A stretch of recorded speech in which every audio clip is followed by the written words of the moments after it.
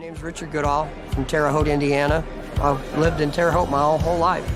I was that kid up in my bedroom with the Radio Shack stereo. In a quiet corner of Terre Haute, Indiana, a middle school janitor named Richard Goodall began his mornings long before the first bell rang. At West Vigo Middle School, he wasn't just the man with the mop, he was Mr. Richard, the smiling fixture who roamed the halls with a tune always on his lips. For most students, he was a constant source of warmth, and for the staff, a quiet reminder that goodness still lived in the small, unnoticed corners of the world. While others clocked in for their jobs, Richard showed up for something deeper, a purpose that wasn't about paychecks or prestige, but presence. Despite the grind of daily maintenance, he never seemed to complain. Sweeping up cafeteria spills, unclogging bathroom sinks, and handling the chaos of preteens might sound like a punishment to some, but Richard called it a blessing.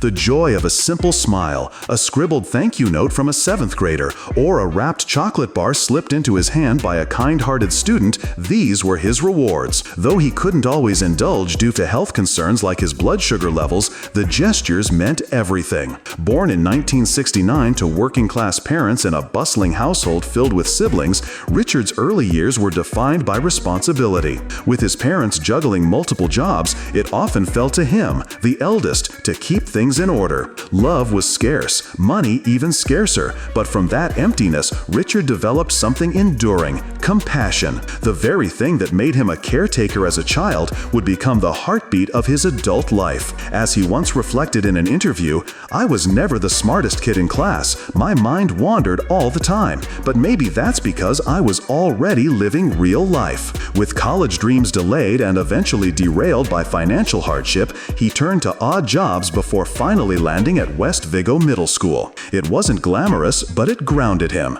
In that building, sweeping floors and greeting kids in the hallway, Richard found something many spend a lifetime searching for: peace. Long before the nation heard his voice echo through a primetime broadcast, Richard Goodall had been quietly singing through life's chaos. Music wasn't a career for him, it was a lifeline. In the shadows of his modest janitorial work and the responsibilities of adulthood, he nursed a private world filled with melodies, lyrics, and harmonies that gave him a sense of escape from a world that had too often turned cold. As a child growing up in a household overflowing with siblings and thin on affection, Richard found solace in song. When words failed or reality became too heavy, music stepped in to lift the weight. He wasn't trained, but his voice was authentic, raw, soulful, and deeply human. Even in college, during a brief and uncertain stint before dropping out, he found his tribe not in classrooms, but in practice rooms and dimly lit cafes. That's where Menopause, the band with the odd but unforgettable name, came to life. A ragtag group of passionate students performing in local bars, coffee shops, and anywhere that would have them. They weren't aiming for stardom. For Richard, those nights under the neon lights were enough. It didn't matter how many people listened, only that he got to sing. Back home, he never let go of that part of himself. At West Vigo Middle School, the staff knew him as the janitor who hummed love songs while wiping down lunch tables. Parents whispered about the man with the golden voice they'd heard at a PTA event. Children filmed snippets of him singing in hallways, hoping one day to go viral. But for Richard, none of that mattered. "I just do it because it makes me happy," he told a teacher once, brushing off a suggestion to start a YouTube channel. With a chuckle, he added, "Besides, I think I'm too old for that kind of thing." His words may have sounded modest, even self-deprecating, but they masked a quiet truth. This was a man who carried decades of heartache, yet still chose to sing. In May 2021, Richard Goodall faced a heartbreak that no song could soften. The stage went dark on his personal life when his beloved wife, Patricia, known warmly as Patty, lost her battle with cancer. Married since 1995, they had built a quiet life together, filled with inside jokes, morning coffee rituals, and an unshakable companionship forged over decades. Her diagnosis had come late and hit fast, leaving little time to prepare, and even less to hope. For months, Richard stood by her side, watching the vibrant woman he adored fade into someone barely recognizable. When she passed, the world around him went silent. Terre Haute's singing janitor stopped singing. The melodies that once floated through the middle school halls disappeared. The smile faded. The spark was gone. Richard slipped into a grief so deep it swallowed the music whole. Friends stopped hearing from him. Band rehearsals paused. His once comforting routines now felt cruel. "We had a rhythm to everything," he shared in an interview later. "When I had to make coffee for one instead of two, it broke me. It wasn't just the loss of a spouse, it was the unraveling of a life he had spent years building." But grief has a rhythm of its own, unpredictable and cruel, yet sometimes redemptive. For Richard, salvation came not from therapy or self-help books, but from the one thing that had always seen him through: music. One night in a small local bar, the band Menopause set up for a low-key gig. The regulars didn't expect much. And then, without warning, Richard walked in. He didn't say much. He didn't have to. When he stepped up to the mic and let the first notes fall from his lips, it was as though a dam had broken. His voice cracked with sorrow, but it carried something else too: a will to keep going. That night wasn't just a return to music. It was a resurrection. Just months after the funeral, when Richard Goodall was still learning how to breathe through the silence, a quiet message landed in his Facebook inbox. It was from a woman named Angela Vanavon, a stranger who had stumbled upon his band's Facebook page and decided to click follow. That single click would mark the beginning of a new, unthinkable chapter in Richard's life. Angela wasn't looking for anything, and neither was Richard. But their first exchange turned into a second, and before long, their conversation stretched into hours. They spoke about grief, about music, about second chances, and for the first time in months, Richard found himself laughing again. It wasn't fast or flashy, it was slow and honest. Two people, both carrying their own heartache, learning to let the light back in. She understood his loss, never trying to replace what Patty had meant to him. Instead, Angela offered him something else: companionship in its purest form. With her, Richard didn't have to pretend to be okay. He could be vulnerable, be unsure, be human. Slowly, love found its way back to him, not by force, but by invitation. By early 2023, the two were engaged. The town of Terre Haute buzzed with quiet joy for its humble hometown janitor who had found happiness again. But Richard remained grounded. His music, once a private escape, now became a shared celebration. He sang again, not just for himself, but for her. For life. "It felt like life gave me a second chance," he once said, "and I wasn't about to waste it." With Angela by his side, Richard found healing in harmonies, purpose in pain, and a renewed hope in the simple act of singing, the same act that had carried him through every stage of his life. It was supposed to be just another school event, a casual celebration with balloons, folding chairs, and cafeteria cookies. But when Richard Goodall was asked to sing for the students of West Vigo Middle School that day, no one, not even Richard, realized that history was about to be made. He chose "Don't Stop Believin'" by Journey, the same song that had comforted him through the darkest hours of his life. Standing before a sea of students and staff, Richard did what he always did. He poured his soul into the lyrics. But something shifted in the room. The janitor everyone knew suddenly became something more. The notes weren't just sung, they were felt. And before the final chorus ended, the entire student body had risen to its feet in thunderous applause. Phones had already been recording. Students, teachers, even the principal were capturing the moment. Smiling humbly, Richard waved off the attention. "Thanks, y'all," he said. But by the time he woke up the next morning, the quiet janitor had become an internet sensation. His performance had exploded on TikTok. News outlets began calling. Facebook pages flooded with messages. In a matter of hours, he had gone from sweeping gym floors to being featured on national headlines. And yet, through all of it, Richard stayed exactly who he was. He didn't rush to sign with a record label. He didn't quit his job. He didn't cash in on overnight fame. "I've loved, I've lost, and I've found love again," he wrote on Facebook. "I'm not in a hurry to change the way things are." To the surprise of many, Richard kept showing up at school the next morning with his mop, his keys, and his signature smile. Fame hadn't changed him, but it had found him, and it was about to knock louder than ever before. The invitation came like a whisper, first from a bandmate, then from Angela. "You should audition for America's Got Talent," they said. Richard laughed it off at first. Him? On national television? But the encouragement grew louder. And with gentle nudging and unwavering support from the woman who had helped heal his heart, Richard finally said yes. He packed a bag, filled the tank, and made the long road trip from Terre Haute to California, carrying nothing but a humble dream and a voice shaped by decades of quiet resilience. On May 28, 2024, America met the man behind the mop. Stepping onto the A stage, Richard looked every bit the unlikely contestant, modest, soft-spoken, visibly nervous. But when the music began and the opening notes of Don't Stop Believin' rang out,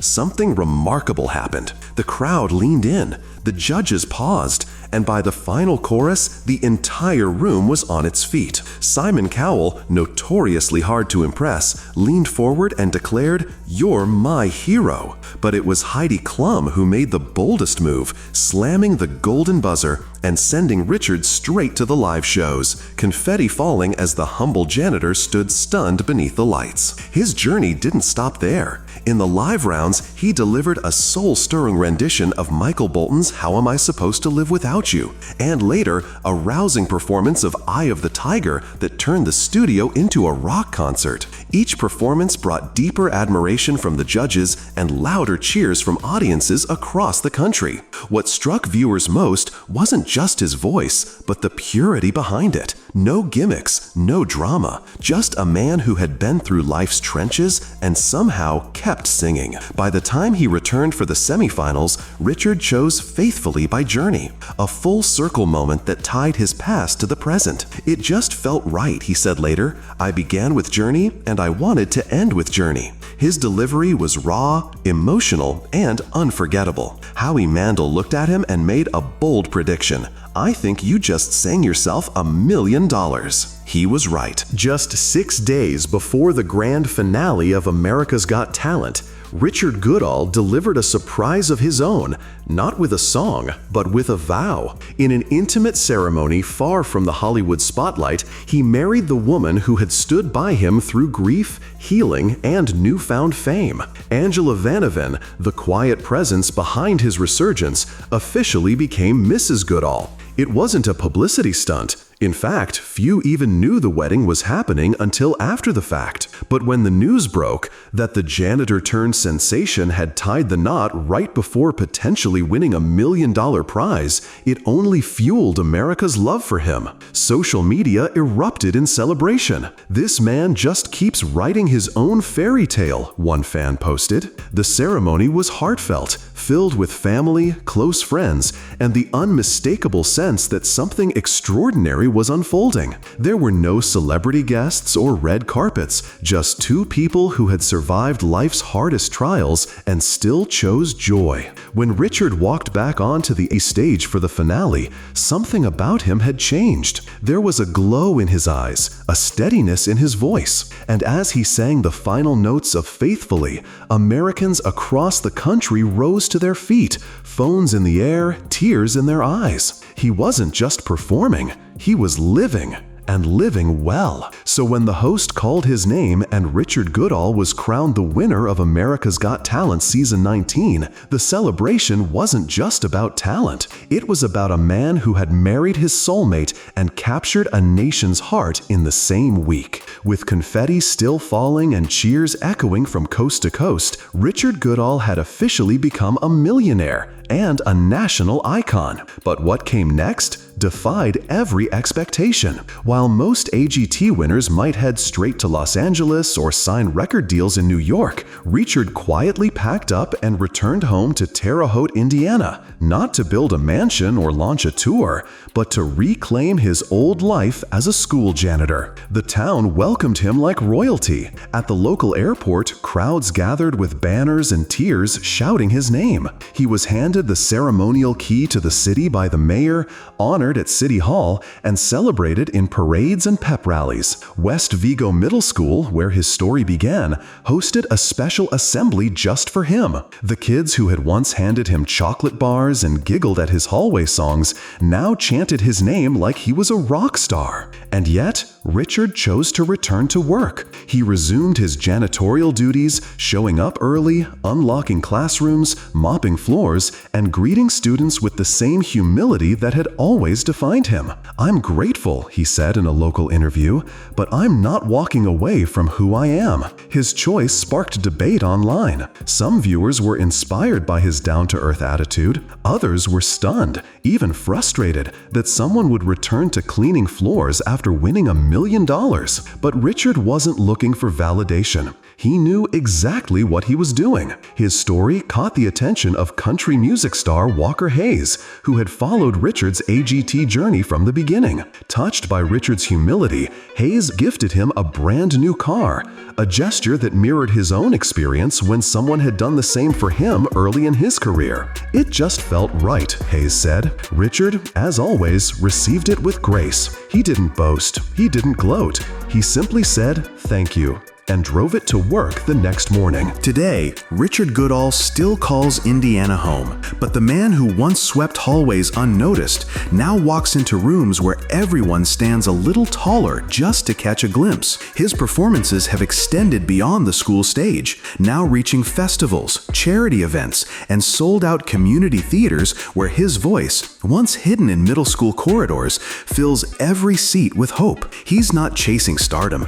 but he hasn't turned his back on it either. Richard continues to sing, not for money, not for fame, but because it's what saved him. And because it still saves others. With each performance, he tells a story not just through lyrics, but through presence, a living example that it's never too late to be seen. At home, his family remains the heartbeat of his life. Richard is a proud father to 3 children, Alan Goodall, Alicia Damon, and Patton Angela Vennard, names that carry the same humble spirit as their father. He's also a grandfather, and even a great-grandfather. Family gatherings in the Goodall home aren't lavish, but they're full of laughter, music, and stories about how Grandpa Richard once took the stage and brought a nation to its feet. Despite the accolades and the $1 million prize, which, like many AGT winners, he receives in installments, Richard lives modestly. There are no red carpets, no luxury headlines, just a small-town man with a giant heart